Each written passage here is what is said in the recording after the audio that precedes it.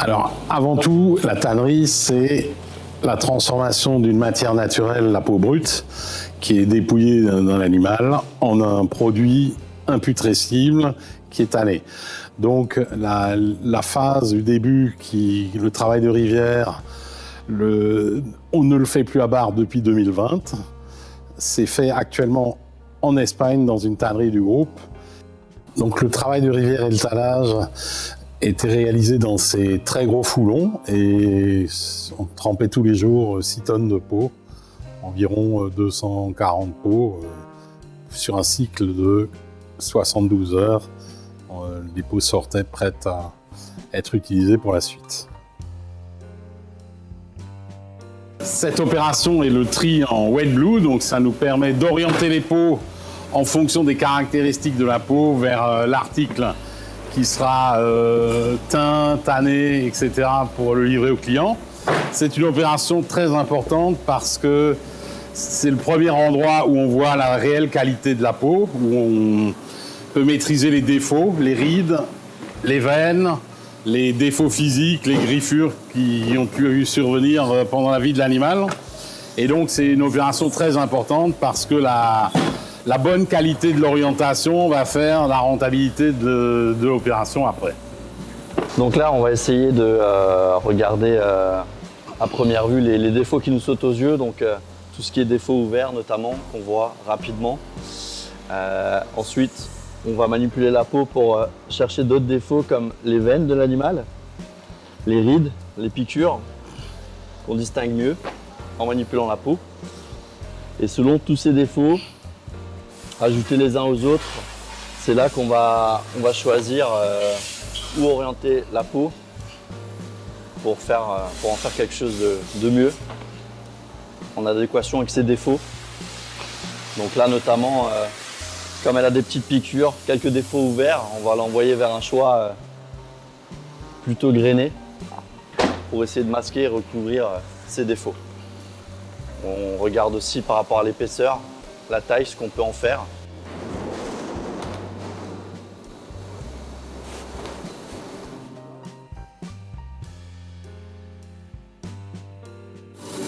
Donc le refendage, ça consiste à couper la peau dans la tranche et à séparer la fleur, qui est la partie la plus noble du cuir, de la croûte, qui est un cuir qui est tout à fait utilisable, mais qu'on a choisi de ne pas travailler à Barre, mais que l'on vend à des tanneurs en Italie.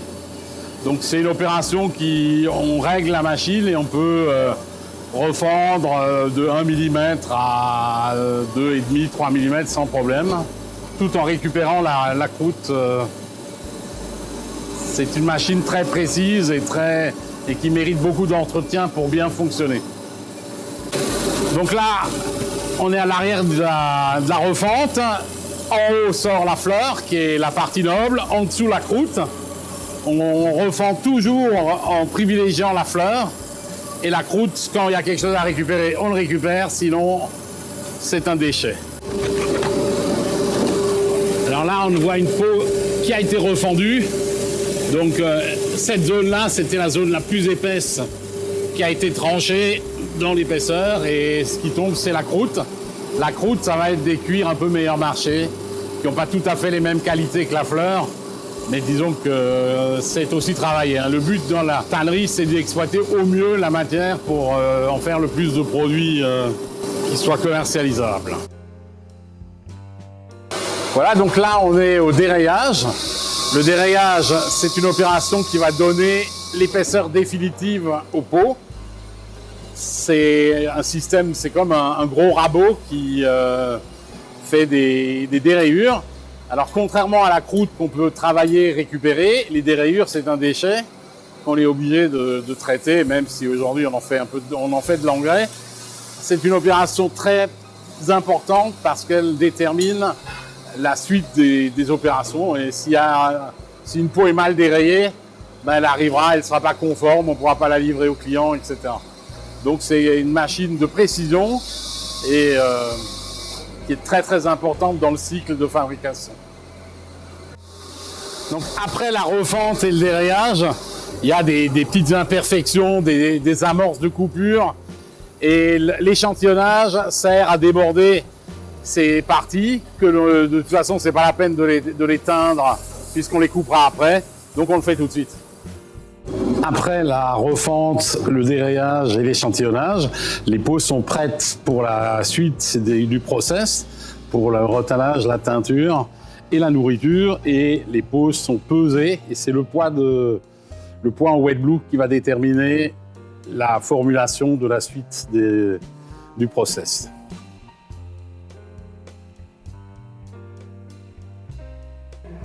Donc là, on est dans l'atelier de préparation de la teinture et c'est l'alchimie des produits qui va nous donner le cuir voulu à la fin. Damien ? On va préparer les différents produits qui servent aux différentes recettes. Donc on pourrait presque comparer ça à une recette de cuisine, c'est-à-dire qu'on va, on va préparer les ingrédients et on va suivre un process qui va nous dire où on va noter dessus à quel moment ajouter les produits voulus. Et donc avec différents contrôles en cours de fabrication qui vont nous permettre à la fin d'avoir un article conforme à ce que demande le client et au niveau de la souplesse, de la couleur. Donc là, il va y avoir une adjonction de produits qui fait partie de la recette. Et voilà, donc on a soit le bac de préparation, soit l'entonnoir. Et là, en l'occurrence, ça va être envoyé par l'entonnoir. C'est de l'acide formique pour fixer les colorants.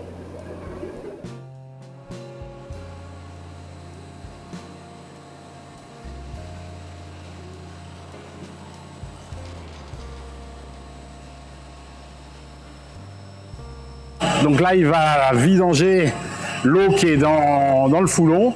Donc il ouvre la trappe à gauche et par rotation, vous allez voir le jus qui coule et qui sera remplacé par la suite de la formule de fabrication.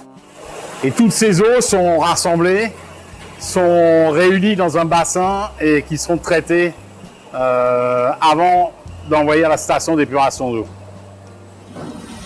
Voilà, donc là, les pots vont être établis. Alors, l'établissage, c'est une fois que la recette de retalage teinture a été appliquée, l'opérateur prend une peau, il va contrôler les tranches, il va faire quelques opérations pour voir si le résultat est le résultat escompté. Et ensuite, il va mettre les peaux sur un chevalet pour les préparer pour la suite des opérations de corroyage humide. Essorage mise au vent, donc ça consiste à éliminer de l'humidité des peaux tout en étirant et étalant la peau au mieux pour la dérider et pour lui donner les caractéristiques que l'on souhaite.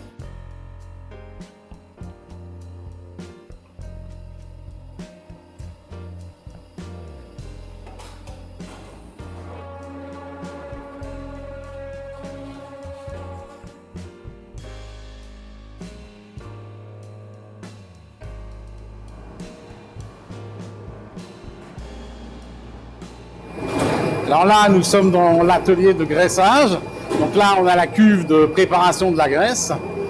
Les cuirs gras nourris sont une spécialité des tanneries du coin de Bar, très particulière. Et en fait, la nourriture des cuirs va se faire en adjonction de graisse concrète, en soufflant de l'air chaud et un mélange de graisse de notre fabrication.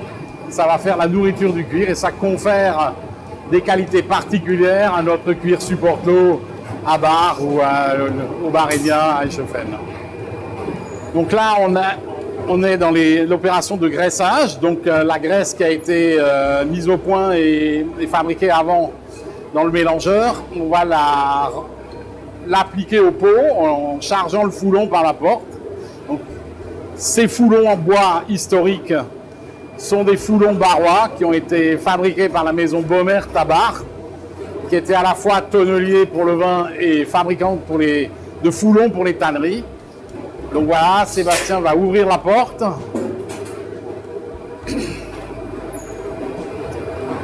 Il va contrôler une peau de notre article phare, le supporte-l'eau.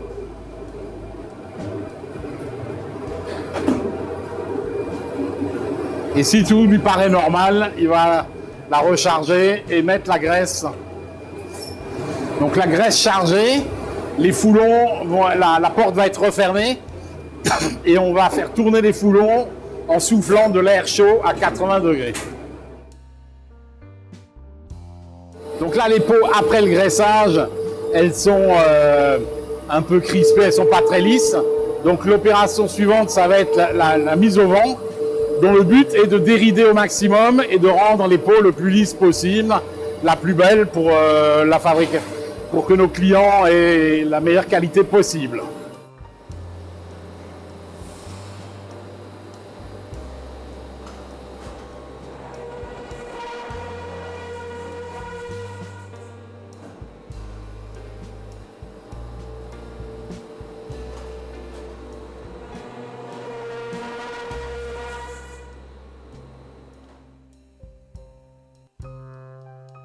Donc là, on est à l'opération de séchage sous vide, qui est une opération qui permet également de sécher la peau en la rendant la plus lisse possible pour la dérider au maximum et la préparer pour les opérations suivantes qui seront le finissage.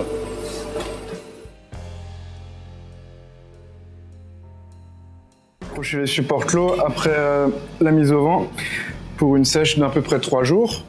Donc elles vont faire le tour du rail. Et ensuite elles seront palissonnées pour les assouplir.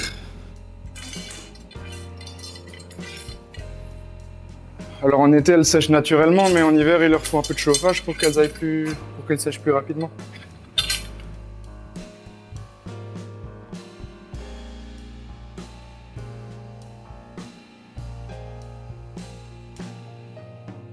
Alors une fois sèches, les peaux qu'elles sont décrochées sont un peu rigides, le séchage les a un peu rendues cartonneuses. Et la prochaine opération, ça va être le palissonnage qui va donner une élasticité aux fibres et permettre au cuir d'avoir sa main définitive. Donc le palissonnage est une opération qui sert à assouplir les peaux après la sèche et à donner à lubrifier un peu les fibres pour qu'elles coulissent facilement entre elles et donner la souplesse naturelle au cuir. C'est une opération avec une machine qui est réglable de façon très sophistiquée et selon les articles, on modifie les réglages.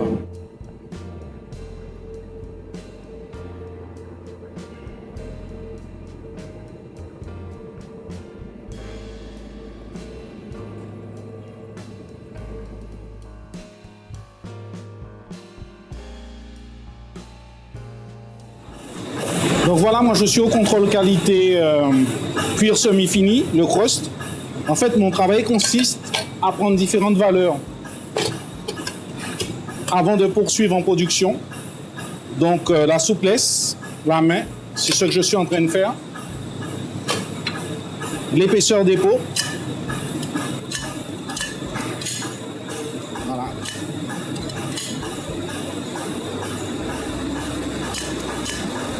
L'épaisseur.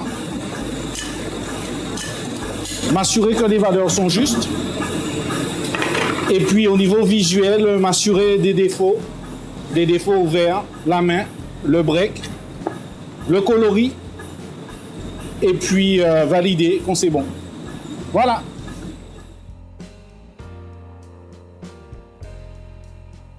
En 2020, sous l'impulsion de Chanel, il a été décidé d'implanter des labos au sein des entreprises. Le but étant principalement de développer des nouveaux procédés de manière à réduire l'impact environnemental, mais aussi de travailler sur des procédés innovants, des matières nouvelles, tout ce qui peut permettre aux entreprises du groupe de s'implanter dans le futur. Et voilà, donc ici on a cette structure avec des foulons qui nous permettent de faire différents essais et de développer les process de demain. Voilà. On applique en fait des produits de finissage qui permettent de régulariser la couleur, d'homogénéiser, de modifier aussi les touchés. Alors la particularité de cette machine, c'est que la filtration à eau nous permet d'avoir des rejets atmosphériques qui sont environ 25 fois inférieures aux technologies actuellement en production. Donc ça, c'est aussi un des investissements du labo qui nous a permis de tester cette technologie et de valider pour le futur ce type de filtration qui permet de réduire notre impact sur l'environnement. Voilà. Ici, sur cette machine du labo, on a décidé d'investir dans cette pistoletteuse qui nous permet d'appliquer des apprêts de finissage sur les cuirs. L'objectif étant d'homogénéiser les teintes, de modifier et de donner des touchés, des résistances physiques au cuir. Par exemple pour l'abrasion, pour les frottements humides, de manière à ce que les cuirs supportent mieux les intempéries et les divers procédés et contraintes qu'ils peuvent subir dans leur vie future.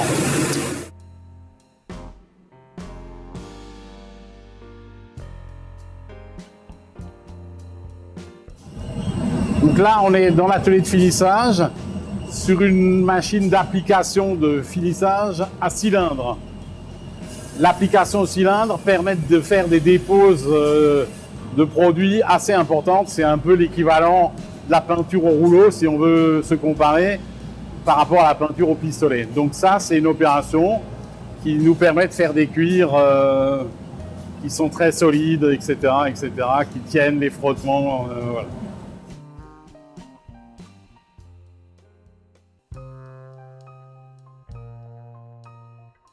Ici, nous sommes à la cuisine du finissage. C'est ici qu'on élabore toutes les sauces qui vont être appliquées sur les machines pour donner les effets désirés sur le cuir. Alors, ça va être un effet brillant, un effet mat, un effet métallisé. Ça va être des teintes à développer qui sont des fois très complexes à mettre en œuvre.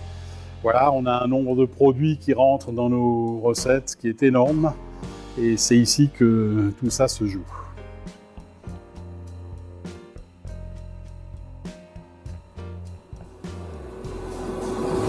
Alors la presse, c'est une opération qui sert à compacter la peau au niveau de la finition et également à donner la brillance ou le grain qu'on veut donner à la peau. Pour donner du grain, du relief, il faut changer la plaque et c'est une opération qui permet ensuite de valoriser les peaux un peu moins bonnes avec un état de surface conforme à ce que désire le client. Donc le labo, il consiste à faire différents tests pour le cuir et pour les clients. Donc on a différentes machines comme l'étuve par exemple, où on met 2 morceaux de cuir fleur contre fleur. Et s'il y a une trace, c'est que le test il est KO. Du coup, on est obligé de refaire de nouveaux. Ouais, enfin bref, voilà. Ensuite, on a les tests de frottement. Pareil, ça va de 3000 à 16 000, ça dépend. En fait, pour exemple, un client comme Valextra, c'est 10 000 tours. Et s'il y a une trace, pareil, sur le cuir là, sur les ronds, s'il y a une petite trace, du coup, le test est KO. Et le sun test, donc on met un morceau de cuir qu'on cache en partie et l'autre partie, elle reste sous les UV. Et du coup, pareil, si la couleur, elle change, le test est KO. Ensuite, on a la machine qui est là. Pareil, c'est frottement humide, sec et sueur. Et s'il y a des traces sur le coton, pareil, le test est KO.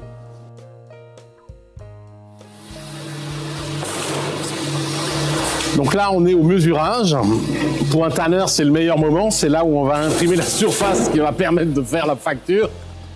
Donc c'est une opération très importante. C'est une machine assez sophistiquée qui va lire la surface de la peau et imprimer à l'envers la surface qui aura été détectée. Voilà.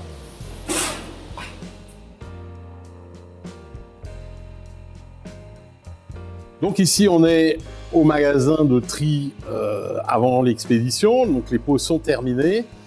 Burak va les trier par choix. On va faire le premier, le deuxième, le troisième choix. Et en fonction des défauts et de l'exploitation possible de la peau, c'est une opération très importante parce qu'on vérifie la conformité du produit à ce que désire le client. Et c'est ce qui permet ensuite de faire les lots que l'on va expédier puis facturer au client. La Burac va emballer les pots. Après avoir été triés, on les conditionne par rouleau de 5 pots et elles seront après mises en carton pour l'expédition au client.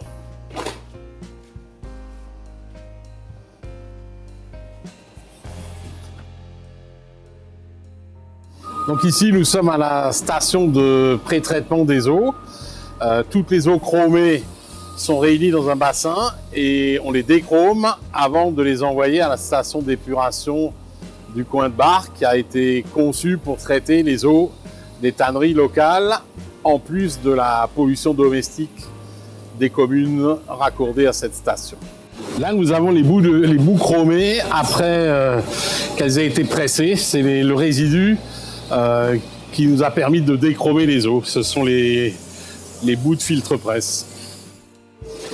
Donc la chaudière, en tannerie, on a besoin de vapeur industrielle, de la vapeur à 8 bars. Donc aujourd'hui, on a une chaudière qui produit 4 tonneurs de vapeur. Et historiquement, on a toujours eu de la vapeur dans l'usine. Avant, elle était produite avec du fioul lourd, puis encore avant avec du charbon. Mais c'est impératif d'avoir ça pour le bon fonctionnement d'une tannerie.